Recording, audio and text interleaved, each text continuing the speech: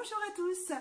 Aujourd'hui, nous allons vous expliquer comment choisir la bonne pierre, comment choisir celle qu'il vous faut sans jamais vous tromper et comment également conseiller vos amis ou votre famille pour que eux aussi trouvent le bon choix.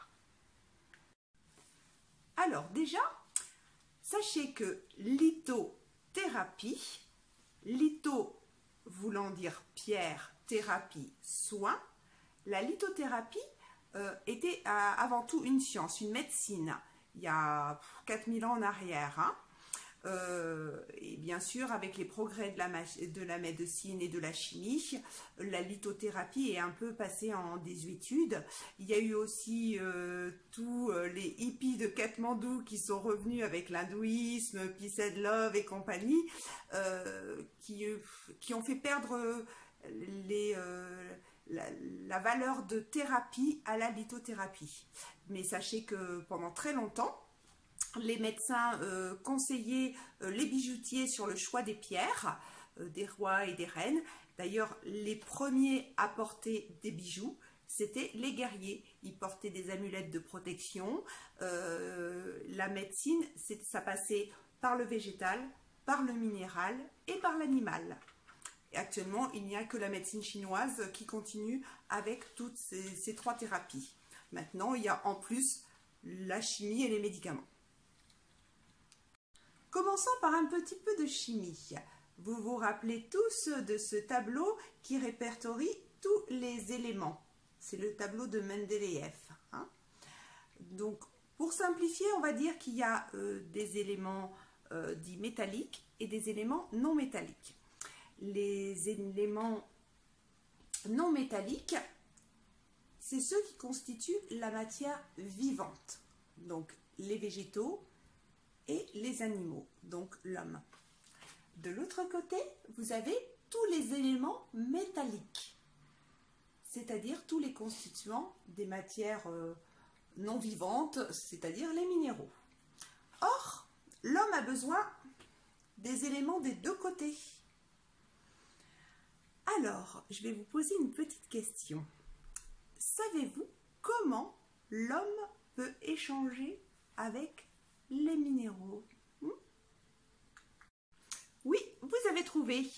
C'est par l'acidité des pores de la peau que se font les échanges d'ions métalliques. Donc la peau permet l'échange de ces oligo-éléments, puisque c'est bien de ça qu'il s'agit. Tous les oligo-éléments que contiennent les pierres vont directement être absorbés par la peau. Conclusion, pourquoi ce bracelet me fait de l'effet et pourquoi ma voisine, ça lui fait absolument rien? Eh bien, tout simplement parce que moi, j'ai besoin des oligo-éléments de ce bracelet, alors que ma voisine n'en a pas besoin. Donc, elle va dire, non, moi, ça me fait absolument rien, cette pierre. Donc, déjà, premier choix, pour vraiment choisir votre pierre, il faut savoir ce qu'elle contient. Si vous avez besoin de calcium, prenez une pierre qui en contient. Si vous avez besoin de manganèse, prenez une pierre rose, parce que les pierres roses en général contiennent du manganèse. Pour faire votre choix, vous pouvez également jouer avec les couleurs. Je m'explique. Tout ce qui est de couleur rouge, ce sont des minéraux pour donner le punch, pour donner l'animation, l'accélération, la stimulation, pour être plus fort, pour être plus impulsif, extraverti. Donc vous avez la jaspe rouge, la cornaline, le grenat, les pierres oranges, vivifiant et vitalisant. Alors c'est un tout petit peu moins fort que les pierres rouges, mais du coup ça stimule également. Le marron aussi, ça vous donne aussi tout ce qui est protection, le sentiment d'être en harmonie, en équilibre. Donc pierres comme la calcite orange, la cornaline aussi un peu plus orangée, certaines jaspes, l'œil de tigre. Le jaune aigué nous fait voir la vie du bon côté. Ça active la digestion, l'estomac, la rate, le pancréas. En fait, tout le système immunitaire est soutenu. En pierre jaune, nous avons de la pyrite, de la citrine, de l'héliodore. Le vert. Le vert harmonise et neutralise, stimule foie et rate, aide à détoxifier et à se régénérer. Ce sont souvent des pierres pour la santé et ça redonne l'optimisme, l'espoir. Quelques exemples, nous avons la serpentine, la malachite, la fluorite verte, la séraphinite. Les pierres bleues maintenant. C'est un effet apaisant. Ça régule reins et vessie, ça équilibre tout ce qui est hormonal.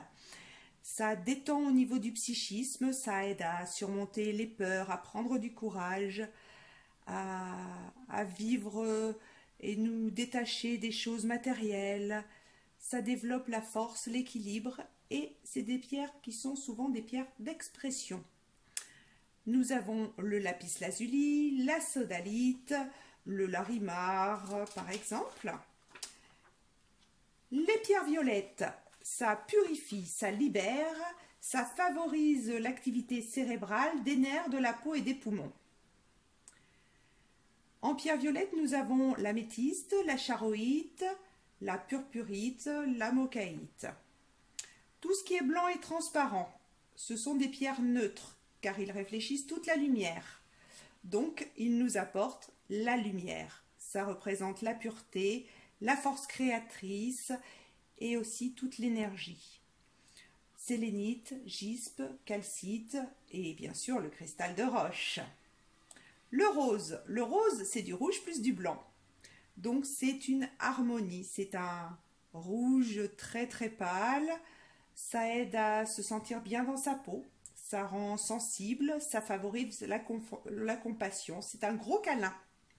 Exemple de pierre rose, le quartz rose, la rhodonite, la rhodochrosite. Les multicolores, c'est le côté joueur de la nature. Des pierres avec plusieurs couleurs, ça nous aide à nous sentir mieux, ça apporte la joie de vivre, ça nous donne des possibilités insoupçonnées. Donc nous avons tout ce qui est opale ou jaspe.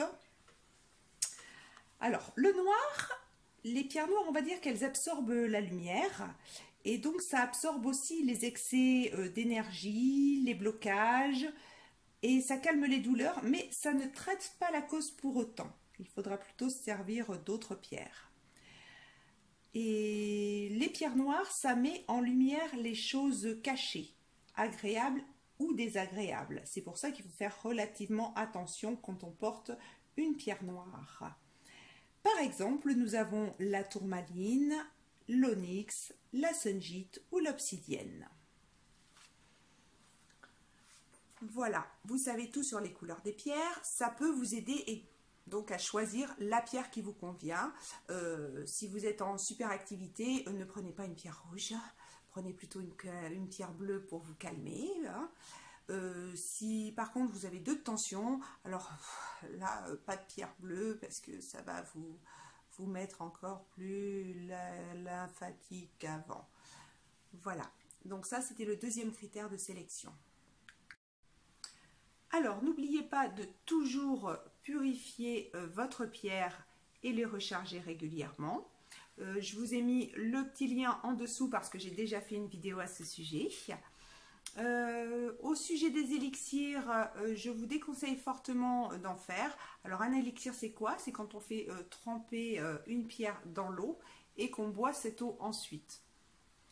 Alors déjà il y a beaucoup de pierres qui sont teintées, il y a beaucoup de pierres qui contiennent des métaux lourds, donc il faut faire très très attention. La seule où vraiment vous pouvez y aller les yeux fermés, c'est le cristal de roche parce que c'est pur.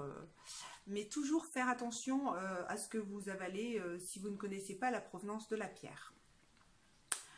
Au niveau de la taille, est-ce que c'est important ou pas? Comme je vous l'ai dit, les pierres, il y a des oligo-éléments, donc ça fait partie du domaine du minuscule. Donc vous n'avez pas besoin d'avoir une énorme pierre pour qu'elle vous fasse de l'effet. Un petit peu, ça suffit. Les porter tout le temps ou pas, non, il faut de temps en temps laisser du repos à la pierre. C'est pas utile non plus de porter 36 000 pierres sur soi, hein. Il vaut mieux en porter une pendant quelques jours, après la ranger, en porter une autre, voilà. Pour ceux qui ont besoin, par exemple, je pense à ceux qui ont besoin toujours d'une labradorite sur eux, selon la profession qu'ils font. À ce moment-là, vous achetez 2 labradorites et puis vous les faites tourner.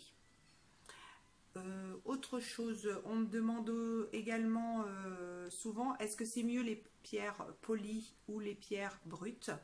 Alors sur la peau, moi je préfère les pierres toutes douces et toutes polies. Après, pour la maison, c'est sûr que c'est mieux d'avoir des pierres brutes parce que elles diffusent de l'énergie dans plusieurs directions. Si vous avez des questions autres, n'hésitez pas, mais il fallait faire un petit rappel un petit peu de ce qu'on dit, ce qu'on ne dit pas, ce qu'il faut faire, ce qu'il ne faut pas faire, comment choisir sa pierre. Voilà, donc en théorie, pour résumer, regardez, quand il y a une pierre qui vous attire, ne regardez pas que sur un site de lithothérapie, regardez aussi sur des sites de géologie pour voir quels minéraux il y a à l'intérieur de la pierre souhaitée. Parce que si vous êtes inflammé et que vous prenez par exemple une hématite qui contient du fer, ça va au contraire vous faire du mal, ça va accélérer et augmenter l'inflammation. Donc surtout, regardez la composition de vos pierres. Voilà, cette vidéo est maintenant terminée. À très bientôt, j'espère.